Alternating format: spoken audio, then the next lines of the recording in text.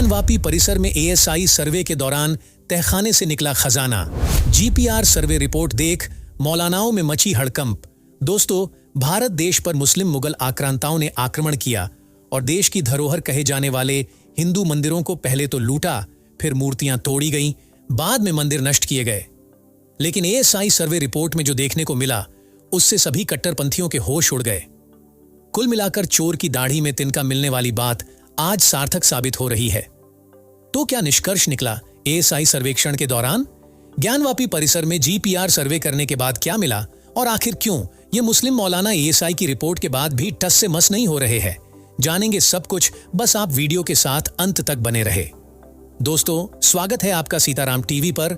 आगे चलने से पहले अगर आप सच्चे सनातनी राम भक्त हैं तो इस वीडियो को एक लाइक करके कमेंट में जय श्री राम जरूर लिखें। चलिए वीडियो में आगे बढ़ते हैं। दोस्तों, इन दिनों अयोध्या के राम लल्ला मंदिर के बाद जो बात सबसे ज्यादा सुर्खियां बटोर रही है वो है बनारस स्थित ज्ञानवापी मस्जिद, जो मस्जिद न होकर एक मंदिर है। मुस्लिम मुगल लुटेरों ने भारत देश के अधिकतर मंदिरों को जमींदोज कर दिया था। साथ ही इस्लाम धर्म को फैलाने के उद्देश्य से मंदिर के अवशेषों पर मस्जिद का निर्माण करवा दिया। लेकिन फिर भी सनातन ना तो कभी मिटा था और ना ही कोई मिटा पाएगा। भारतीय पुरातत्व सर्वेक्षण की वैज्ञानिक परीक्षण के बाद मंदिर के अस्तित्व का सारा राज उजागर हो गया।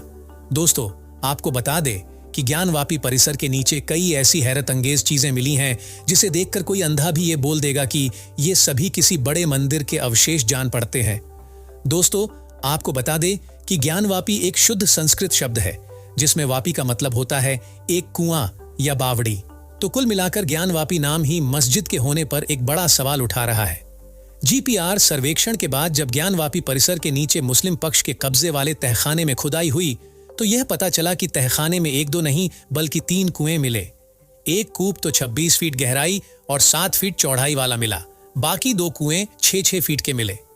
जैसा कि आप जानते हैं कि हिंदू धार्मिक परंपराओं के अनुसार अधिकतर हिंदू मंदिरों में हमें कुएं देखने को मिल जाएंगे जहां का पानी जलाभिषेक के काम में लिया जाता है। लेकिन सोचने वाली बात यह है कि मस्जिद में इस कुएं का क्या काम, और आज ये पवित्र कुएं कोई अच्छी अवस्था में नहीं मिले हैं। निश्चित रूप से मुगलई शासन ने इन पवित्र कुओं को पटवाने की भरसक कोशिश की थी। केवल कुएं ही नहीं बल्कि एएसआई जांच परीक्षण में असंख्य सबूत मिले हैं जो चीख कर यह कह रहे हैं कि मस्जिद से पहले यहां एक बड़ा हिंदू मंदिर था। चलिए अब एक एक करके आगे जानते हैं कि एएसआई की सर्वे रिपोर्ट में क्या देखने को मिला। ज्ञानवापी की सर्वे रिपोर्ट में 9 हिंदू देवताओं की कुल 55 मूर्तियां देखने को मिली जो खंडित अवस्था में थीं। यानी हिंदुओं की परम आस्था माने जाने वाले इन मूर्तियों को पहले तो तोड़ा गया और फिर बाद में तहखाने में गाड़ दिया गया। इन 55 मूर्तियों में से सबसे ज्यादा 15 शिवलिंग मिले। इसके अलावा भगवान विष्णु, कृष्ण, गणेश, हनुमान, द्वारपाल और नंदी की मूर्तियां भी मिली। यही नहीं, राम नाम लिखी हुई पत्थर की शिला भी मिली। दोस्तों, आपको बता दें कि ज्ञानवापी परिसर पिछले लगभग 400 सालों से मुसलमानों के कब्जे में है, लेकिन फिर भी ये लोग आज तक मंदिर होने के सबूतों को नहीं मिटा पाए हैं। एएसआई रिपोर्ट में इस बात का खुलासा हुआ है कि इस मंदिर का स्ट्रक्चर बिल्कुल वैसा ही है जैसा 17वीं शताब्दी में औरंगजेब ने मंदिरों को तोड़ा था। मंदिर को तोड़ने के बाद उसके ही हिस्से को थोड़ा मॉडिफाई करके, थोड़ा फेर बदल करके फिर से प्रयोग में लिया गया और वर्तमान ढांचा यानी मस्जिद को बनाया गया। दोस्तों, आपको बता दें कि एएसआई जांच रिपोर्ट में इसके अलावा कुल 93 सिक्के भी मिले हैं जिसमें 3 तरीके के सिक्के शामिल हैं। ब्रिटिश काल के सिक्के, अरबी सिक्के और राजा माधव राव सिंधिया प्रथम के शासन काल के समय चलने वाले तांबे के सिक्के मिले हैं। अब यहां भी सोचने वाली बात है कि मस्जिद में सिक्कों का क्या काम?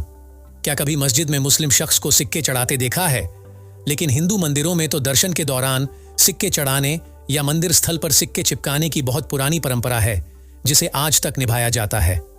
यही नहीं, भारतीय पुरातत्व सर्वेक्षण को वैज्ञानिक सर्वे में एक अन्य विस्मित करने वाली चमकीली वस्तु भी मिली जो 2 सेंटीमीटर लंबी और 2 सेंटीमीटर चौड़ी है। यह चमकीली वस्तु, जिसे आभूषण का एक पार्ट बताया जा रहा है, जिसे और भी ज्यादा जांच और परीक्षण करने के लिए सुरक्षित रखा गया है। इतने सबूत देखने के बाद तो मौलानाओं की फौज भी हैरान परेशान दिख रही है कि अब करे तो करे क्या। अब इन मुल्लों और कट्टरपंथियों की गैंग को और कितने सबूत चाहिए कि ये अपना कब्जा स्वेच्छा से हटा ले। दोस्तों, प्राप्त जानकारी के अनुसार वाराणसी में 30 साल बाद फिर से वही सुखद खबर लौट आई है। जब जिला अदालत के फैसले के बाद ज्ञानवापी के व्यास तहखाने में पूजा पाठ शुरू कर दिया गया है। सभी हिंदू पक्षों ने इस फैसले का सहर्ष स्वीकार किया। श्रद्धालुओं की भीड़ भी उमड़ने लगी है और ज्ञानवापी ढांचे के चारों ओर बढ़ती हुई हलचल को देखते हुए कड़े सुरक्षा बल को तैनात कर दिया गया है। हिंदू साइड के वकील विष्णु शंकर जैन ने कहा कि माननीय जिला कोर्ट ने व्यास तहखाने में पूजा पाठ करने का आदेश दिया है। काशी विश्वनाथ ट्रस्ट बोर्ड ने इसके लिए एक पुजारी भी नियुक्त किया है जो नियमित रूप से व्यास तहखाने में पूजा करेगा। वाराणसी जिला अदालत में 7 दिनों के अंदर व्यास तहखाने में पूजा करने का आदेश दिया है। साल 1993 के बाद से व्यास तहखाने में पूजा पाठ बंद था, तो जिला अदालत का यह फैसला निश्चित रूप से हिंदुओं के लिए एक बड़ी जीत के समान है। एक पिटिशनर के अनुसार जहां वेद मंत्र खोजना चाहिए, जहां रुद्राभिषेक होना चाहिए, वहां अल्लाहू अकबर के नारे लग रहे हैं, तो कोर्ट का यह आदेश हमारे लिए जीत की पहली सीढ़ी के समान है। जिला अदालत ने ज्ञानवापी मस्जिद में बने व्यास जी के तहखाने में पूजा पाठ का आदेश तो दे दिया है, लेकिन इसके खिलाफ अंजुमन इंतजामिया मस्जिद कमेटी ने इलाहाबाद हाई कोर्ट में एक अपील डाली कि व्यास तहखाने में हो रही पूजा पाठ को रोक दिया जाए, लेकिन इस अपील को कोई राहत नहीं मिली। दोस्तों, जानकारी के लिए आपको बता दें कि जीपीआर सर्वे में जीपीआर का फुल फॉर्म होता है ग्राउंड पेनिट्रेटिंग राडार, जो कि एक सर्वे मेथड है जो जमीन की सतह के नीचे के स्तरों का पता लगाने की एक तकनीक है। ये जमीन को खोदे बिना जमीनी स्तर से नीचे की संस्थाओं की तस्वीरें लेने के लिए इलेक्ट्रोमैग्नेटिक रेडियो तरंगों का उपयोग करती है, जिसे आमतौर पर जीपीआर सर्वेक्षण के रूप में जाना जाता है। जीपीआर सर्वेक्षण से तहखाने में ही 1 से 2 मीटर तक 2 खोखली जगह मिली है, जिसे बजरी और बोल्डर मलबे से कवर कर दिया गया। इसके अलावा ज्ञानवापी में किए गए एएसआई सर्वेक्षण से स्वास्तिक चिन्ह, हिंदू मंदिर के खंबे नुमा संरचना, खंडित मूर्ति, मंदिरों के अवशेष मिले। इसके अलावा शंख, चक्र, त्रिशूल, गदा, पाषाण शिलालेख, ओम, स्वास्तिक चिन्ह और भी बहुत कुछ मिला। इसके अलावा दोस्तों, गहन सोच विचार का विषय यह है कि सभी शिव मंदिरों में नंदी का मुख शिवलिंग की तरफ होता है, लेकिन काशी विश्वनाथ मंदिर में विराजमान नंदी का मुख ज्ञानवापी मस्जिद के वजू खाने की तरफ है। इससे साफ तौर पर यह पता चल जाता है कि वजू खाने में शिवलिंग ही है, जिसे मुस्लिम पक्ष फव्वारा करार दे रहे हैं। अभी तो ज्ञानवापी परिसर में और भी खुदाई शेष है, लेकिन मुस्लिम कट्टर मौलाना को डर है कि अयोध्या राम मंदिर की तरह यहां भी एक भव्य शिव मंदिर ना बन जाए। लेकिन मौलानाओं को यह भी सोचना चाहिए कि एक न एक दिन सत्य उजागर हो जाएगा, क्योंकि सांच को कभी आंच नहीं आती। दोस्तों, आज के वीडियो को लेकर आपकी क्या राय है? क्या यहाँ भव्य शिव मंदिर बनना चाहिए या नहीं?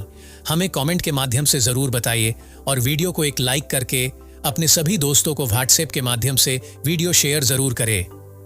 सनातन धर्म से जुड़े ऐसे ही रोचक वीडियो देखते रहने के लिए सीताराम टीवी यूट्यूब चैनल को अभी सब्सक्राइब करें।